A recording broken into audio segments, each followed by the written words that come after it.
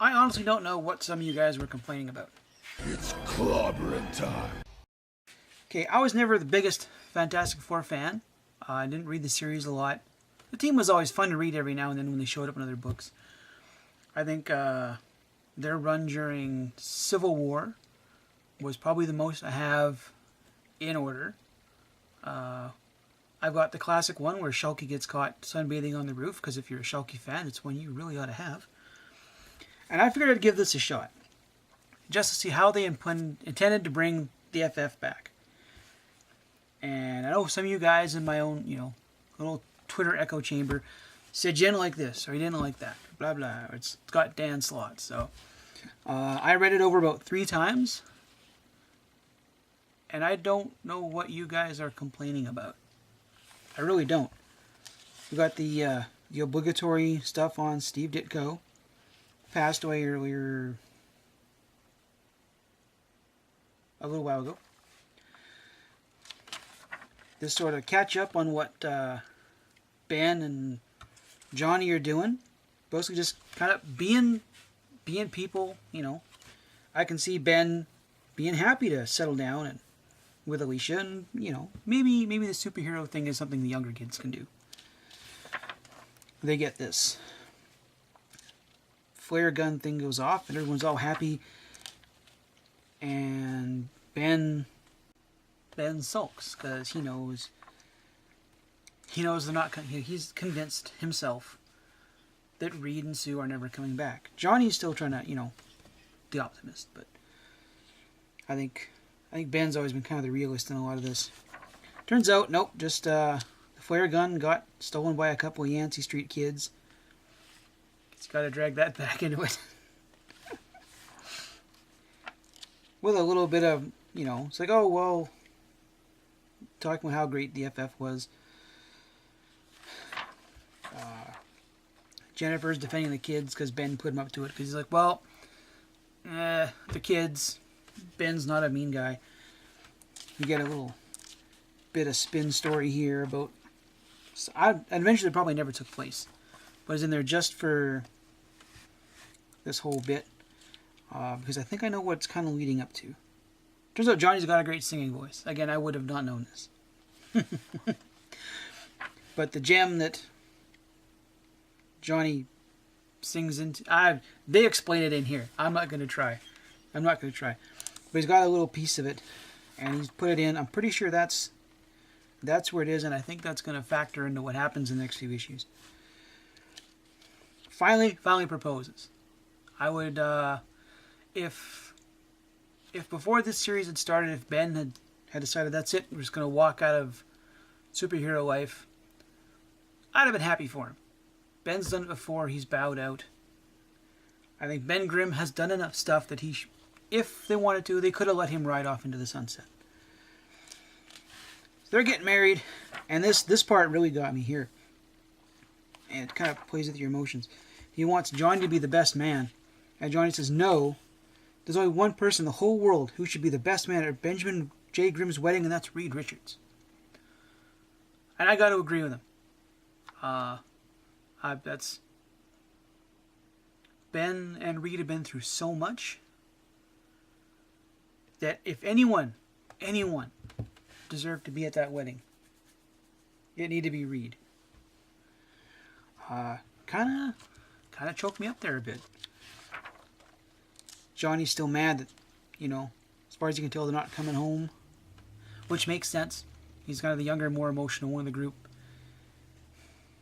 and just wanted to see him again. And we get this. Don't know where this is, but it's Reed and Sue. What do you plan to do? This seems impossible. One question: do you believe in me? Always. And that is why I can do the impossible. And this spread, you can kind of tell who the other players are going to be, right? Got Medusa and Luke Cage and all them. Yeah, there's your symbol of hope. Reed and Sue are going to come back. Now, if you're going to complain that they're not in this book as a team, you can't just have them show up. There's a lot of shit that happened, right? Reed and Sue have been gone for so long. Obviously, if they could have come back any time, they'd have come back. And I think it would have been really, really cheap to just... and they're back. So there's going to be a bit of struggle here. I have a feeling that this chunk of rock... how do we explain it here? Words. Reed says it. Beings vibrate at the same quantum frequency as the other home dimension. It stands to reason that generating a picture perfect tones that frequency, blah, blah, blah. I think that's gonna play into it. They're gonna go out. They're gonna... I think they're gonna go out, meet up with Reed and Sue, and that thing is gonna bring them back. I'm not sure how yet, but I want to know. I legit want to know. I think this is a really emotional bit of story. The book is hella huge. It's...